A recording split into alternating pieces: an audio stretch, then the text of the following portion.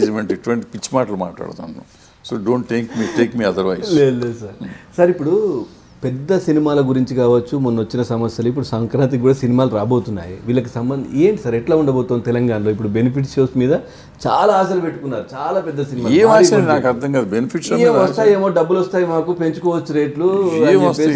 మొన్న అంటే నేను చూసిన లెక్కల ప్రకారం మొన్న పుష్ప అనే సినిమాకి highest benefit shows, premiere shows కలిపి 10 కోట్లు ఆ రోజు మార్నింగ్ ముందు రోజు వేసినాడు. 10 కోట్లు వచ్చినాయి. 10 కోట్లలో ఏముంది, చెరు 5 కోట్లు అనుకున్నాం. 5 కోట్లు చచ్చిపోతామా? అంతే కదా సార్, చచ్చిపోం కదండి. ప్లస్ అది మామూలు రేట్ కన్నా ఎక్స్ట్రా వేసిన రేట్ వేసుకుంటే ఓ 2 కోట్లు 3 కోట్లు వచ్చేది. ఆ 7-8 కోట్లు ఎక్స్ట్రా వచ్చింది.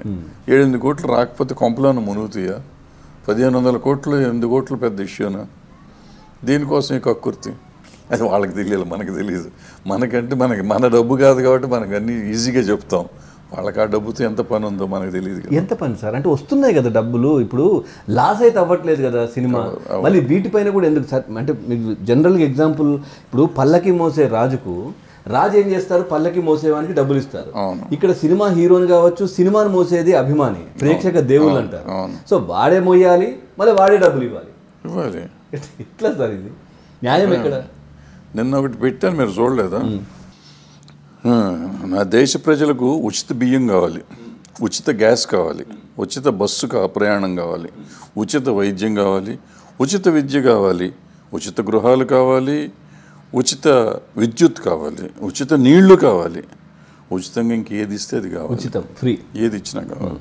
కానీ నా దేశ ప్రజలు మాత్రం మొదటి రోజు ఆడే సినిమా ప్రీమియర్ షో టికెట్ 500, 1000, 1500, 2000, 3000, 10,000 ఎంతన్నా పెట్టు, నేను మాత్రం సినిమా చూస్తాను. వచ్చి కలెక్షన్లు తక్కువ కాకుండా 1000 కోట్లు దాటి చూసుకున్నాం. ఏ సినిమాని 1000 కోట్లు దాటపోతే నా ప్రెస్టేజ్ పోతుంది కదా, అభిమానిగా.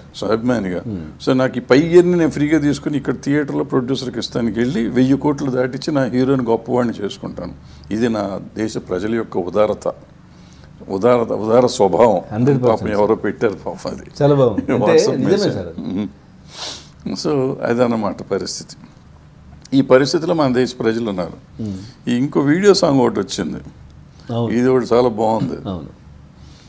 మేము తప్పట్లు మేమే కొట్టాలి, పైసలు మేమే ఇవ్వాలి, సావులు మేమే సావాలి, అన్ని మేమే వస్తాం, కానీ పైసలు తీసుకుపోతాం. చిన్న సినిమాల పరిస్థితి థియేటర్లు దొరకదు.